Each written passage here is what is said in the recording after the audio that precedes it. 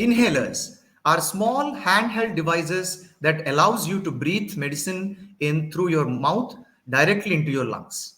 Yes, inhalers. This is a very important commodity, I would say, is now available in everyone's houses. Be it for adults or it's for children, every household nowadays has an inhaler or a nebulizer. The topic for today is inhalers in children. According to Asthma Allergy Foundation of America's survey in 2021, 38.7% of children ages 18 and younger who had asthma reported having one or more asthma attacks in the past year. About 63% of children under the age of 5 with asthma had an attack. My name is Varun. Welcome to Medica's video podcast. The topic for today, as I said a little earlier, inhaler in children. We have Dr. Yogesh Kumar, an experienced pediatrician from Visakhapatnam, Andhra Pradesh, India, who is available to discuss this particular topic, which is inhaler in children, how to use an inhaler in babies and kids. So, without wasting any time, let's welcome Dr. Yogesh. Dr. Yogesh, welcome to Medica's video podcast. We are very happy to have you here, especially on a very important topic that is inhaler in children and kids. So, there are a lot of questions, Dr. Yogesh, like when to give a child an inhaler? Is it safe for kids to use inhaler? Does inhaler have any side effects for kids?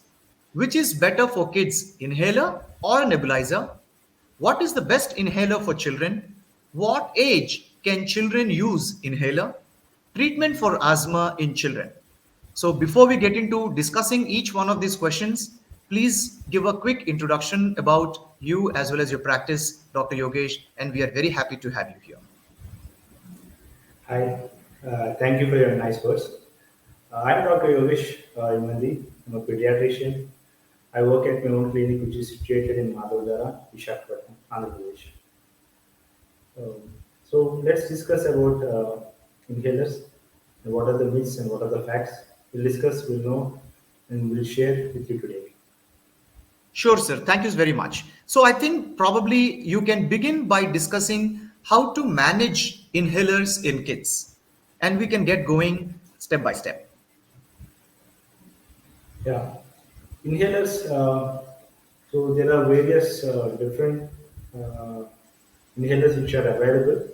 So some inhalers are like rotahaler is available.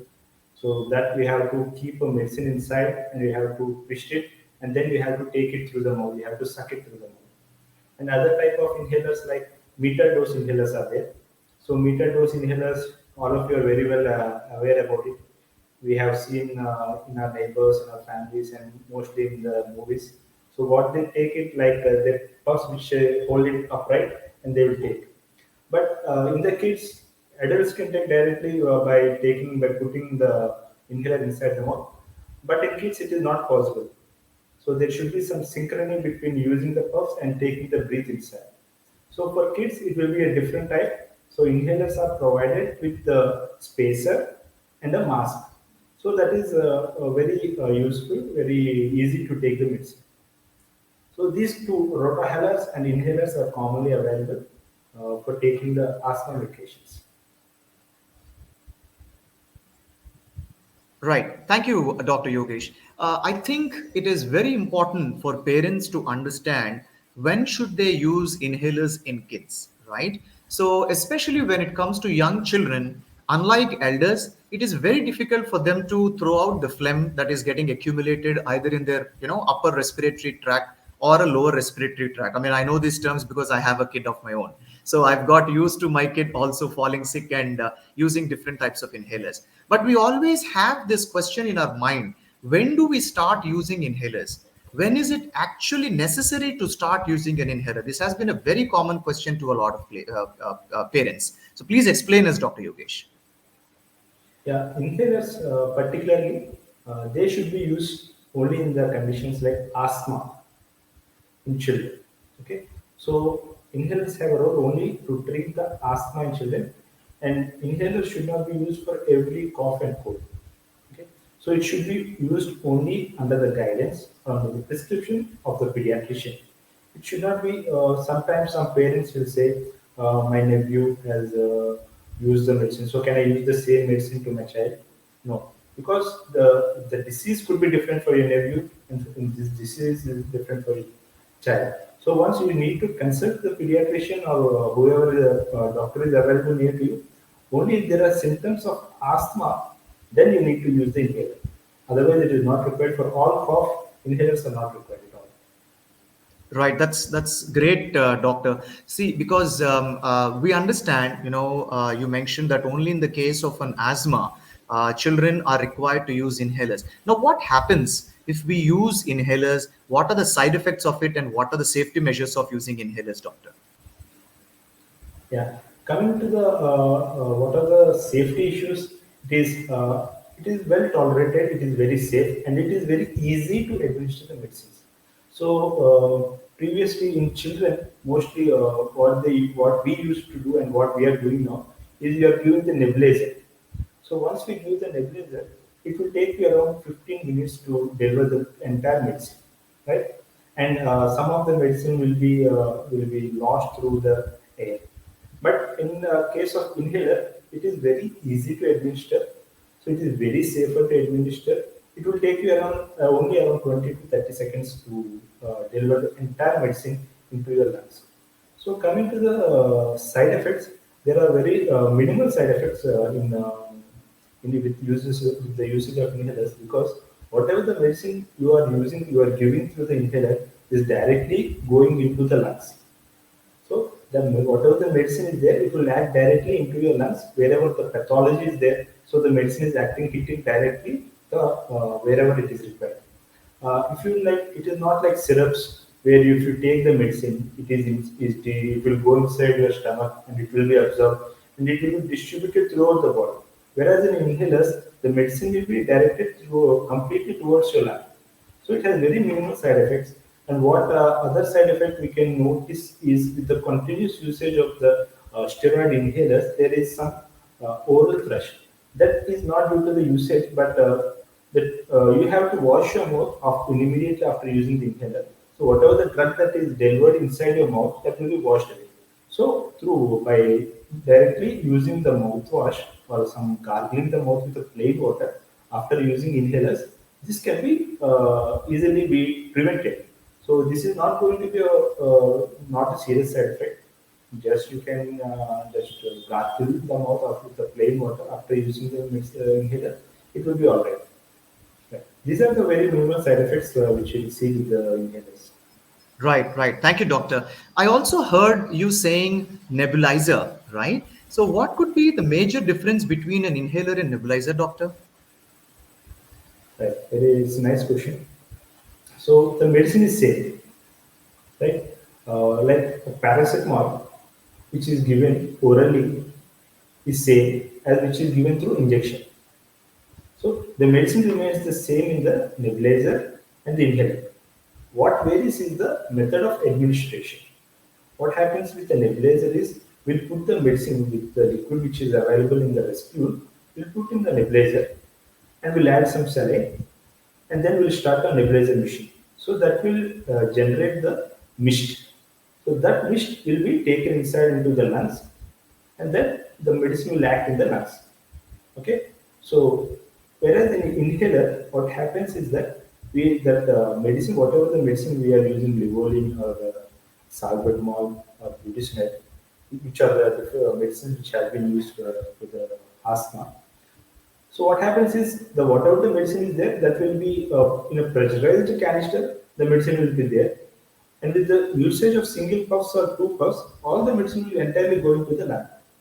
So only the method of administration differs.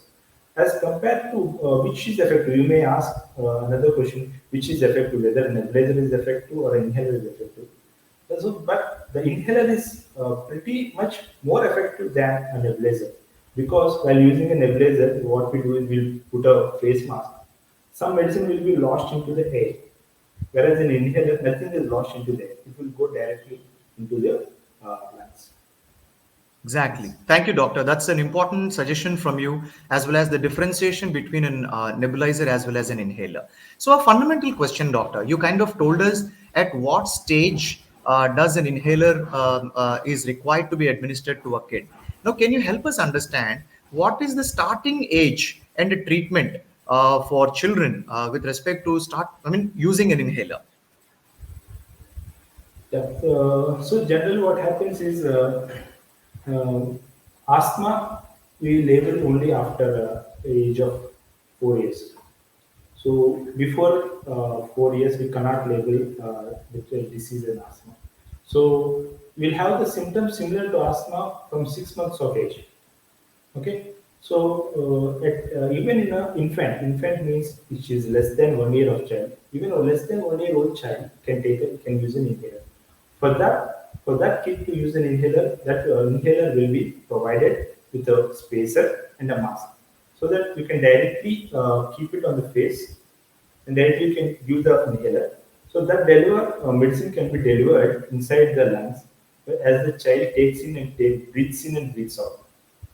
So usage you can be prescribed even in less than a 1 year old child. So at the age of 6 months, from 6 months onwards, you can use the inhaler with the usage of spacer and mask. Right. Thank you, doctor. And I think maybe it's also important, because especially when it comes to kids, unlike elders, parents tend to get panicked, tend to get worried, tend to get really anxious. What is happening to their kids? Why are they not able to breathe? Why are they unable to sleep in the nights? So, what kind of help does parents or guidance parents should initially have to not become so anxious about their kids situation? What kind of a counseling does a pediatrician like you does to a parent first before or while you're actually taking care or treating the kid? Yeah. Uh, so it is very common. It is very common in children crying excessively in the middle of the night. So what happens in the previous 1 or 2 days, the child might be having some cold, some running nose will be there. So whatever the running nose is there, that secretions will drool down during the daytime as the child in the sitting position or in the standing position, the secretions will drool down. So that will not cause any big discomfort. But as the child lies down, what happens is those secretions will get pulled up in the nose or get blockage in the nose, or that creates some discomfort. So what we can do is, when the child is having cold, we can use some saline drops, which is easily available. So that you can put some saline drops inside your nose, inside the baby's nose. So that will clear the whatever the secretions are there inside the nose. And another thing, what parents can do is they can use a mucus sucker. So what mucus can do is, what we do is it's like a bulb. Once you have to deflate it, and then you have to that will create a vacuum inside the bulb like a mucus sucker, and then you have to keep inside the nostrils, and then we have to release. So that vacuum, whenever it is released, it will suck out all the secretions from the body. Okay. So most common cause for that nasal excessive cry, that causes a panic in the parents because the child suddenly starts crying. He doesn't stop. He doesn't stop for half an hour, 1 hour, and 2 hours. The child continuously cries. What happened? They don't understand, or something serious is happening. But when the child is having cold, the main reason for sleep disturbance in the child is the nasal block. Okay, so that we have to do. We have to treat it with saline nasal drops and a mucus sucker. And then what other cause which causes panic, which causes discomfort in the child is during the cold is the ear pain. So what you can, we don't know whether the child could not say, and even the parents don't know. So whenever the child has a cold and the child starts to excessive cry, give paracetamol drops inside the mouth. Put some paracetamol drops what you are using, what you have in your house. So that will reduce the ear pain. So these are the two remedial measures what we can do at your house when the child is excessively crying or when there is discomfort. Sometimes the child may have snoring time. That snoring is not due to the cause of snoring is in the child is due to because of the nasal secretions. So it is not the cause like in adults what we adults do with the snoring. That is not the cause for the child. Okay, so we can use saline acid drops, mucus sucker, and a paracetamol oral drops we can use to reduce the pain and discomfort in the child. Thank you, doctor. So, I believe asthma is one of the conditions which, in most cases, cannot be reversed. However, I believe there will be some cases that it can be reversed as well. What is the advice you would give to those patients, sorry, to the parents whose kids are suffering with asthma? What kind of precautions they should take? What kind of observations they should do? What kind of regular maintenance of their kids' health that they should follow, so that the kid will not have to worry so much about asthma and can live a regular kid's life. Yeah, there are too many questions in your question. I'll try to answer it step by step. So, Sure, sir. what you have asked is, yeah, one thing you have asked. First question is that reversible or reversible thing? So, it starts in the childhood. The child may not have it from the birth. The child doesn't have from the birth asthma. Okay, it may start at 2 years, 3 years, or 2 years. So some children will cope up, will have mild symptoms, and the symptoms will stay for a couple of years, 3 years, 4 years. The child will slowly the symptoms will decrease, and the child may overcome the asthma. After 10 years or 11 years, he may not have the symptoms. The symptoms may do not recur. But for few children, they may have to face the disease throughout their life. So we cannot predict who will have the disease for a short period, who will have the disease for a longer period. So one this thing is even we cannot say that thing. So this is the thing what parents should understand. Okay. What another myth is that what your parents commonly ask us is that when we prescribe an inhaler for asthma kid, what their first question they'll ask is, so we will be getting addicted, our child will get addicted to this inhaler. We don't want to use the inhaler. No, that is a myth. Because whatever the like it is like a paracetamol, if we have a fever, we'll take paracetamol. Similarly, for an asthma kid, he needs to take the medicine. The medicine should be salbutamol or Lucin, whatever. That should be given through inhaler. Should it acts effective, right? So inhaler is not an addictive drug. It is not something dangerous. So it needs to be taken. Third thing.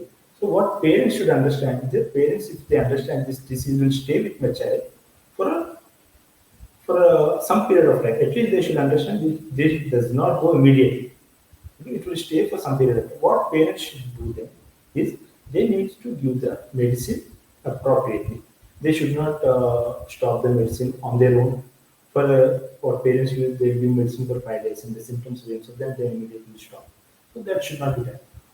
As prescribed by your pediatrician, it should be continuously used for 1 month or 2 months or 3 weeks. So that will prevent the recurrences of the cough and the fast breathing. Okay, so these are the things what the parents should understand, and what other things needs to be addressed here in asthma child is some children will have asthma. Along with asthma, they have other comorbidities like allergic rhinitis. Some children will have allergic to dust, allergic to some issues. So that needs to be addressed also. Some what happens is we'll keep on treating asthma in some child, but the child also have allergic rhinitis. If we don't address and if we don't treat those things, then this asthma cannot get treated. So the comorbidities like allergic rhinitis, hay fever, or some allergic issues, they needs to be co-treated along with the asthma. Okay. So then what needs to be what food? What another question? What parents ask is what food? What type of food to be taken? What to be avoided? Okay. So those are to be tailored according to the patient. Some children will have allergic to will triggers asthma when they have cold. Some children will be asthma will be triggered who have allergic to dust. Some when they go into the early morning for the exercise, that will trigger asthma. Okay, some may have some food allergies. Some may have some asthma will exacerbate when they do exercise. So depending on we will talk with the parent, we'll take the history of the child. What is triggering should be identified by the parent, and that should be informed to the doctor, your doctor. So that needs to be avoided. So if there is any pets in your family, in your home, if they are triggering, you may not know. So the pets should be avoided. Some fur clothes should be avoided. Okay. Depending when we discuss with the parents, so that will be easily we can discuss with them. Uh, so another thing, what happens, as I told you, one thing which is triggering is the cold, viral illnesses, flu illnesses. So we advise in all asthma children to take flu vaccines yearly once. So that prevents child from getting infected with flu virus. If they don't get infected with the flu virus, that may not trigger asthma. So the frequency of asthma will come down. So I think I have answered all of your You questions. I did, try sir. to answer some of your questions. You did, doctor. You did. Thank you so much. That was the last question, the last answer what you had just provided. I wanted to ask you one more time. What can be a vaccine that patients or parents should administer to their kids to avoid asthma or flu on a yearly basis? Yeah. So, you all might be knowing, we have heard about the swine flu, flu vaccines. The flu disease starts in the month of during the rainy seasons. So, rainy seasons in India starts from the month of July, August, September. October. These are the 3 4 months we have rainy season. So, that is the season when the flu will be prevalent all over India. So, what needs to be taken is the flu vaccine. So flu vaccine will prevent your child from getting these viral illnesses. Why is flu advised first thing only in the children or in asthma children? Because less than 5 years old children will have very less immunity towards the flu virus. As we don't take the vaccine because we are elderly people, we are being infected a number of times previously, so our body got immunized. But in less than 5 years old children, they are very have poor immunity against the flu. So they need to be taken yearly once, starting before just 1 month prior to the rainy season. That is in the month of June. June. In the month of May, it is advised for all children less than 5 years to take the vaccine. Particularly if your kid has asthma, if your kid has allergic issues, your child is strongly recommended for the flu vaccine. So this vaccine in the first year of age we give two vaccines, two doses. From second year, third year, fourth year, fifth year, it is only one dose is required. So there are various flu vaccine brands available in the market. You can take any of them. You can advise, you can consult with pediatrician and you can take any one of them. So this prevents your child from getting the viral infections that will prevent the triggering of asthma. Thank you, doctor. So there is a question that lies around in every parent's mind. If I get a flu vaccine to my kid, his immunity drops. So is a question that most of the parents have. So how true is that? Is that a myth or is that a true statement or true understanding of a parent? No. Whatever the vaccines which are being available throughout the world, they does not prevent, they does not come bring down the immunity in the child. If they brings the immunity down, so what is the purpose of using the vaccine? So it is completely a myth. It will generally, it will you, it will boost the child's immunity, but it will take some time. So it will take 4 weeks to raise the child's immunity. So that is the reason why we advise 1 month prior to rainy season. So we may take in the rainy season or we may take in the month of August if we take in the month of August. We can take, but it will take 4 weeks to develop the immunity in the child. So within the 4 weeks, if your child is being infected with the flu virus, then he may have symptoms. Then you may be thinking there is no role of vaccine. Even after getting vaccine, my child was being infected with the flu virus. So this is not good. So that may trigger some false understanding in your mind. So it is better. It is good to take 1 month prior to rainy season. If not, better to take even in the rainy season. We don't know when we are going to be affected with the flu virus. We don't know because that too in our school, as 4 years or 5 years, the child starts going to school. If one child catches a flu, parents may send the child to school because that's a small minor thing. So they will send the child to school. He may cough or sneeze inside the class. That will spread the virus inside the class. So other children may also be affected. So it is better to take the vaccine before the starting of the rainy season. It does not reduce the child's immunity. It will boost the child's immunity, but it will take 4 months period to develop immunity. 4 weeks time to develop immunity in the child. Thank you, Dr. Yogesh. Dr. Yogesh, one important question yet again. What is the difference between flu, asthma, pneumonia?